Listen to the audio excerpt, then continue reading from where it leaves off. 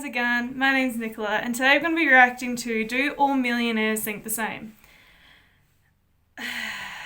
As coming from a low income earner, the fact that I even earn money and the fact that I can move out of home and I can live just paycheck to paycheck, at least I'm not in debt or anything like that. I saw this video and I've saw bits and pieces of it and I'm kind of a bit mad. I don't know, I don't think these guys put in perspective of how much money is to a lot of people. So anyway, let's just jump right into it and just get angry. Multi-millionaire, please welcome Tim Sykes. The key to my success is just working hard, like 18 to 20-hour days every day of my life, and having no life, but having a lot of money. That's kind of sad though, isn't it? Not having a life, but having a lot of money. Like, I don't know, is that something to brag about? I don't know. I feel like it's a really shitty life. I think it's consistency, waking up every Wait, she was day. in Team 10? Hold up, let's go back. Yeah, is she one of the people from Team 10? I've never seen her before. I think it's so important that you live below your means and live frugally and really focus on what's most important to you. Yeah, but what's frugal to you? It's all about perspective. I'm like, what's frugal? Is buying one Lamborghini a year frugal? Is buying one Louis Vuitton like frugal? Like what? I just want to know his definition of frugal. I'm very curious. 3, 2, 1, go. At least she's honest. I like that, because I would have say somewhat disagree, because I feel like everybody has an advantage at some degree. Do you remember being like 15, 16 years old, having 20 bucks and working part-time after school and like saving away all that money, and then I used that money to get my real estate license. I barely graduated high school. I never went to college, 2 divorced parents, so I should not have become wealthy statistically. But Yeah, I'd say that's pretty self-made, I guess. Like the fact that he didn't even graduate high school and stuff, that's like a big disadvantage in terms of like, you know, education equaling money. Obviously I've got a degree behind me and obviously that didn't lead to anything. So statistically I should be earning a lot more money than I should right now. Love that. So I went out there and I did whatever it took to build my wealth. And even though all odds were stacked against me, like I failed out of business administration, my counselor told me I would never make it in business, but I took that. That's pretty shitty.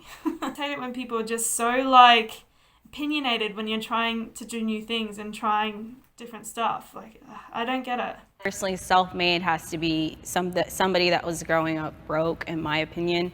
Like, you got it from the bottom, and I didn't get it from the bottom. I disagree with that. Disagree with that. I think that's literally the most perfect definition of self-made. I don't think you need to come straight from the bottom. Like I started with a few $1,000s. I know a lot of people who start. Only just a few $1,000s and he thinks he's self-made? Mate, if I had a few $1,000s, like I would think I'm successful. Like, as an adult, a few $1,000s is a lot of money. A few $1,000s is literally my yearly income. Started their whole businesses with a few $1,000s. A few thousand is more than what I had, so in but my it doesn't matter. mind, Like a few you're gonna thousand be isn't better. going to make or break your business, like your life. Like you can't. No, actually, an extra couple of dollars that you can shell out to advertising and you can shell out to like paying workers a better decent wage and like keeping morale up, stuff like that. That means a lot in a business. That could literally, a few $1,000s can make or break a business, especially a small business. $0? Let's Yeah, say literally $0. That's what self-made means, like going from the bottom up. Now I know what it means. Because I was thinking like, how do I phrase, you know, like self-made? How do I pinpoint self-made? This guy made it for me. This guy made me understand why like when people say that they're self-made, they're not actually self-made. Like the whole Kylie Jenner thing. Like he thinks a leg up is self-made, which is literally the opposite of self-made. you start with $1,000, I still believe you're self-made. Even 10,000, even 20,000, because you're not truly like even 6 figures or 7 figures. I'm broke and I live at mom's house with $0. You're in a way better But position than you me. can mow lawns for a few months and make like a few $1,000s. Wow, they must be mowing lawns very expensive in America. It's like there's ways You know how to many make, lawns I'm gonna have to mow? it's a lot of. Really. Fucking lawnmower Jerry over here, I forgot his name, but who cares? I shouldn't have gotten a degree. I should have literally just mowed lawns and gotten a couple of grand. Who would have thought? Who would have thought I made a couple of grand a month by mowing lawns. I'm going to change professions now. I'm going to be a professional lawnmower. Maybe lawn mowing is a very lucrative business. Let me know in the comments below. I'm very curious. I know what it feels like to be poor. 3, 2, 1, go.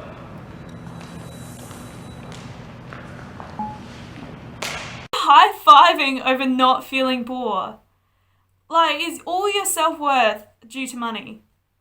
Like, that, to me, just screams insecurity. Like, haha, I've never been broke. Only people who make wrong decisions in life are broke.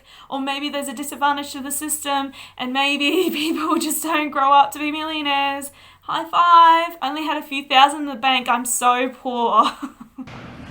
There's a difference between being poor and being broke. I've been broke. Right, so she said that she was in debt temporarily and then got herself out. I see what she's saying. Because before I was like, there's a difference, and then now it's like, okay, no, I'm with you, I get it. Like me and my husband have been broke many times in like our relationship, but we've never been poor.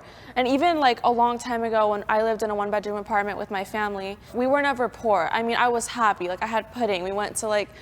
Stop being sad, just eat some pudding. I feel like there should be a t-shirt for that. Years old, I got kicked out and moved into my grandparents' garage, and so I was poor mentally and I was broke financially, and I had to take care of myself at a very young age. So for a decade I was running a pool company in order to eventually gain the opportunities to ultimately move that ball down the court, obviously. So. But were you happy? But were you happy? You were struggling a lot financially and you were really having a horrible time.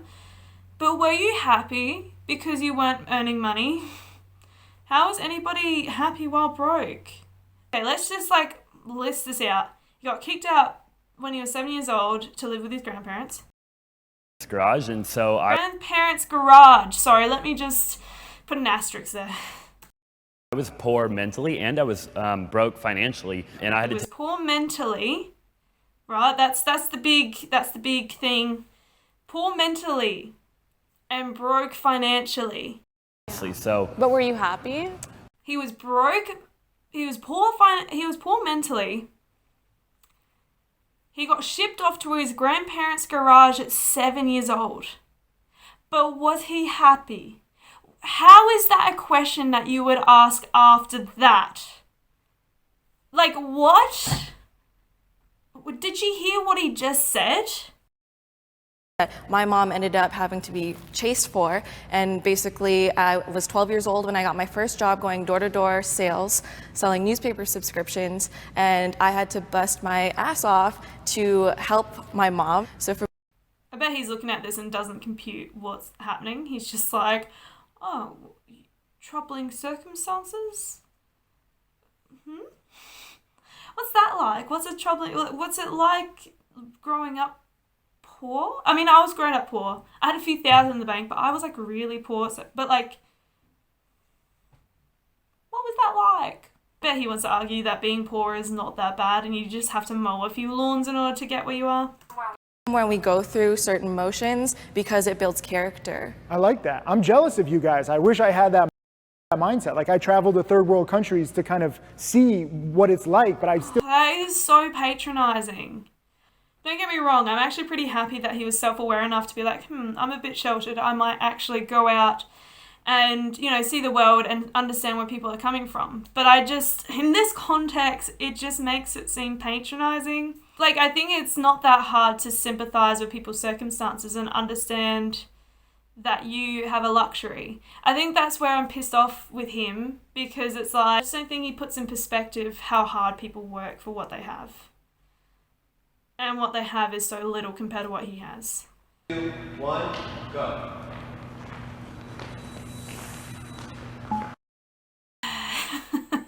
Here's the thing, if I am earning what I earn, which is very low,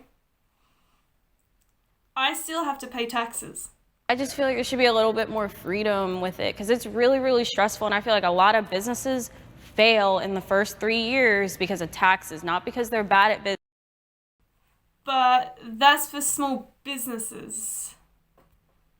You're saying businesses in the first year struggle because of taxes, but this isn't about small businesses that earn so much less than you. This is about millionaires. This is about you guys. Small businesses are different. They don't earn that much, and they shouldn't be earning that much. Like, they shouldn't be paying that much tax. But you should. That's, again, not the question. And as I've achieved more success and built more companies, it's almost every time now where I get there and I'm like, man, the journey was actually funner than the destination. There's no such thing as funner. Just say enjoyable next time, you silly little pork chop. Yeah, because I used to buy a lot of bags, I'm not even gonna lie. And then once I got there, it was kind of like, I don't have a man, I don't have kids. What am I doing? But the question wasn't like, what do you think about what's important now? It's like, have you done it in the past? I agree with Timo over here. You can't change your past. If you do, are we doing but I changing the control my future? future. Like, what do you think about material possessions now? Like, I'll change. I don't need them. But in the past, I've had them. So I've fulfilled my childhood dreams. Now I'm good. Go.